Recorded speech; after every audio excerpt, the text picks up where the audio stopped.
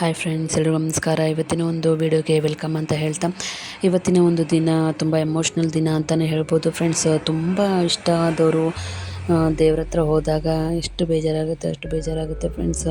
ಇವತ್ತು ನಮ್ಮ ಮಾವಾರದು ಶ್ರಾದ್ದ ಇತ್ತು. ರವೆ ಉಂಡೆ ಮಾಡಿ ನೈವೇದ್ಯ ಮಾಡಿದ್ವಿ ನಮ್ಮ ಮಾವಾರಿಗೆ, ದೇವರಿಗೆ ಮತ್ತು ನಮ್ಮ ಮಾವಾರಿಗೂ ನೈವೇದ್ಯ ಮಾಡಿ ಊಟವನ್ನು ಮಾಡ್ಕೊಂಡ್ವಿ. ಒಂದು ರವೆ ಉಂಡಿನ ಯಾವ ರೀತಿ ಮಾಡಬೇಕು ಅಂಥೇಳಿ ಈ ಒಂದು ವಿಡಿಯೋದ ಮೂಲಕ ನೀವು ನೋಡ್ಬೋದು. 2 ಗ್ಲಾಸು ರವೆ ತೊಗೊಂಡಿದ್ದೀನಿ, 1.5 ಗ್ಲಾಸು ಸಕ್ಕರೆ ತೊಗೊಂಡಿದ್ದೀನಿ ಫ್ರೆಂಡ್ಸ್. ಈಗ ನೋಡಿದ್ರಲ್ಲ ಗ್ಲಾಸು, ಅದೇ ಹೇಳ್ತಿದ್ದೆ, ಅಲ್ಲಿನೇ ತೊಗೊಂಡಿದ್ದೀನಿ. ಆಮೇಲೆ ರವಾಕ್ಕೆ ಒಂದು 3-4 ಚಮಚ ತುಪ್ಪವನ್ನು ಹಾಕಿ ಅದನ್ನು ಹುರ್ಕೊಬೇಕಾಗುತ್ತೆ ಫ್ರೆಂಡ್ಸ್. ಘಮ ಘಮ ಅಂತ ಸ್ಮೆಲ್ ಬರಬೇಕು, ಅಲ್ಲಿ ತನಕ ಹುರ್ಕೊಬೇಕಾಗುತ್ತೆ. ಇಲ್ಲಿ ಉರಿತಾ ಇದ್ದೀನಿ, ನೋಡ್ತಾ ಇರ್ಬೋದು ನೀವು. ಓಕೆನಾ, ಚಿರೋಟಿ ರವೆ ಅಂತ ಹೇಳ್ತಾರಲ್ಲ ಫ್ರೆಂಡ್ಸ್, ಅದಾದರೂ ತೊಗೊಬೋದು.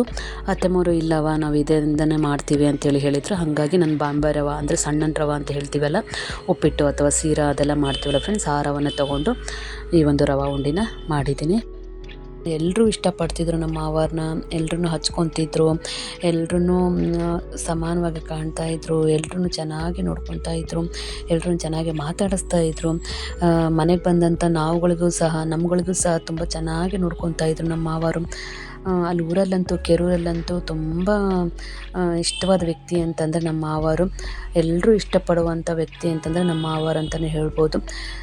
ಅವರಿಗೆ ಮುಕ್ತಿ ಕೊಡು ತಂದೆ ಅಂತೇಳಿ ದೇವರಲ್ಲಿ ಪ್ರಾರ್ಥನೆ ಮಾಡ್ಕೊಳ್ತೀನಿ ಫ್ರೆಂಡ್ಸ್. ಓಕೆನಾ, ಆಮೇಲೆ ಇದು ಸಕ್ಕರೆ ತೊಗೊಂಡಿದ್ದೀವಲ್ಲ ಫ್ರೆಂಡ್ಸ್, ಒಂದು ಸ್ವಲ್ಪ ನೀರು ಮತ್ತು ಕಾಯಿ ಹಾಲಿದ್ವು ಫ್ರೆಂಡ್ಸ್, ಅದನ್ನು ಹಾಕಿ ಸಕ್ಕರೆ ಮುಳುಗುವಷ್ಟು ನೀರನ್ನು ಮತ್ತು ಕಾಯಿ ಹಾಲನ್ನು ನೋಡಿಕೊಂಡು ಹಾಕಿದ್ವಿ. ಆಮೇಲೆ ಅದನ್ನು ಕುದಿಯಕ್ಕೆ ಬಿಟ್ವಿ ಫ್ರೆಂಡ್ಸ್. ಕುದ್ದಾದಮೇಲೆ ಸ್ವಲ್ಪ ಕೊಬ್ಬರಿನ ಹಾಕಬೇಕಾಗುತ್ತೆ. ಕೊಬ್ಬರಿನ ಇಳಿಗಿಂದನೇ ಹೆರ್ಚ್ಕೊಂಡ್ಬಿಟ್ಟಿದ್ದೆ ಫ್ರೆಂಡ್ಸ್. ಒಬ್ಬೊಬ್ಬರು ಇಳಿಗೆ ಇರಲಾರ್ದವರು ಚಾಕುಲೆ ಹೆಚ್ಚಿ ಮಿಕ್ಸಿಗೆ ಹಾಕ್ತಾರೆ. ನಮ್ಮ ಮನೆಗೆ ಇಳಿಗೆ ಇತ್ತ, ಹಾಗಾಗಿ ಇಳಿಗಿಂದನೇ ಹೆರ್ಚ್ಕೊಂಡೆ.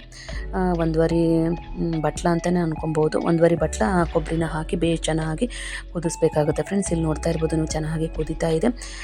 ದಪ್ಪ ಎಳೆ ಪಾಕ ಬರಬೇಕಾಗುತ್ತೆ ಫ್ರೆಂಡ್ಸ್. ಬಂದ ಮೇಲೇ ರವೆ ಹಾಕಬೇಕಾಗತ್ತೆ. ಇಲ್ಲಿ ನೋಡ್ತಾ ಇರ್ಬೋದು ನೀವು, ಈ ಥರ ಬಂದರೆ ಸಾಕು. ಓಕೆನಾ, ಫುಲ್ ನೀರು ಹಾಕ್ಬಿಟ್ರೆ, ಪಾಕ ಬರಲಾರ್ದಂಗೆ ಹಂಗೆ ರವೆ ಹಾಕ್ಬಿಟ್ರೆ ಚೆನ್ನಾಗಾಗಲ್ಲ ಫ್ರೆಂಡ್ಸ್ ಉಂಡೆ. ಅದಕ್ಕೋಸ್ಕರ ಅದು ದಪ್ಪ ಎಳೆ ಪಾಕ ಬಂದ ಮೇಲೇ ನಾವು ಆಫ್ ಮಾಡಿ ಇನ್ನೊಂದು 4-5 ಚಮಚ ಆಗುವಷ್ಟು ತುಪ್ಪವನ್ನು ಹಾಕಿ ಚೆನ್ನಾಗಿ ಕಲಿಸ್ಕೊಬೇಕಾಗುತ್ತೆ ಫ್ರೆಂಡ್ಸ್. ಇಲ್ಲಿ ನೋಡ್ತಾ ಇರ್ಬೋದು ನೀವು. ಅತ್ತೆಮ್ಮವ್ರನ್ನು ಸಹ ನನಗೆ ಸಹಾಯ ಮಾಡಿದ್ರು friends. Thank you so much ಅತ್ತೆಮ್ಮ ಅಂತೇಳಿಕ್ಕೆ ಇಷ್ಟಪಡ್ತೀನಿ. ಪಾಕ ಆದಮೇಲೆ ಈಗ ರವೆ ಹಾಕ್ತಾಯಿದ್ದೀನಿ.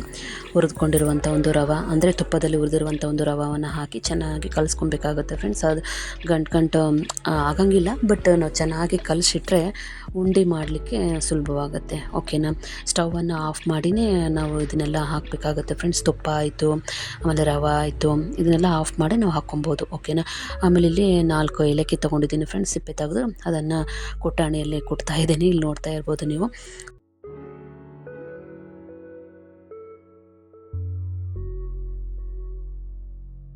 ಸಣ್ಣಂಗೆ ಕುಟ್ಕೊಂಡು ಅದರಲ್ಲಿ ಹಾಕಿ ಮತ್ತೊಮ್ಮೆ ಚೆನ್ನಾಗಿ ಕಲಿಸ್ಕೊಬೇಕಾಗುತ್ತೆ ಫ್ರೆಂಡ್ಸ್. ಇಲ್ಲಿ ಹಾಕ್ತಾಯಿದ್ದೀನಿ, ನೋಡ್ತಾ ಇರ್ಬೋದು ನೀವು. ಓಕೆನಾ,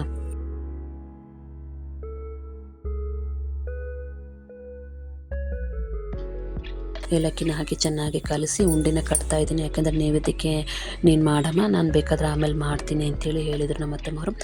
ಆಯಿತು ಅತ್ತಮ್ಮ ಅಂತೇಳಿ ಹೇಳಿದೆ. ಅತ್ತಮ್ಮನೂ ಸಹ ತುಂಬ ಮಿಸ್ ಮಾಡಿಕೊಂಡ್ರು. ನಾನು ನೈವೇದ್ಯಕ್ಕೆ ಮಾಡಿಟ್ಟೆ. ಆಮೇಲೆ ಅತ್ತಮ್ಮವರು ಡಬ್ಬೆಯಲ್ಲಿ ಮಾಡಿ ರೆಡಿ ಮಾಡಿಟ್ಟಿದ್ದಾರೆ. ಇಲ್ಲಿ ನೋಡ್ತಾ ಇರ್ಬೋದು ನೀವು. ಈ ಒಂದು ವಿಡಿಯೋ ನಿಮಗೆ ಇಷ್ಟ ಆಗಿದೆ ಅಂತ ಅನ್ಕೊತೀನಿ. ಇಷ್ಟ ಆಗಿದೆ ಲೈಕ್ ಮಾಡಿ, ಶೇರ್ ಮಾಡಿ, ಕಮೆಂಟ್ ಮಾಡಿ. ವಿಡಿಯೋ ನೋಡಿದ್ದಕ್ಕೆ thank you friends. Bye friends. ಎಲ್ರಿಗೂ ಅದಕ್ಕೆ ತಂದೆ ತಾಯಿನ ಚೆನ್ನಾಗಿ ನೋಡ್ಕೊಳ್ಳಿ ಫ್ರೆಂಡ್ಸ್. ಓಕೆನಾ.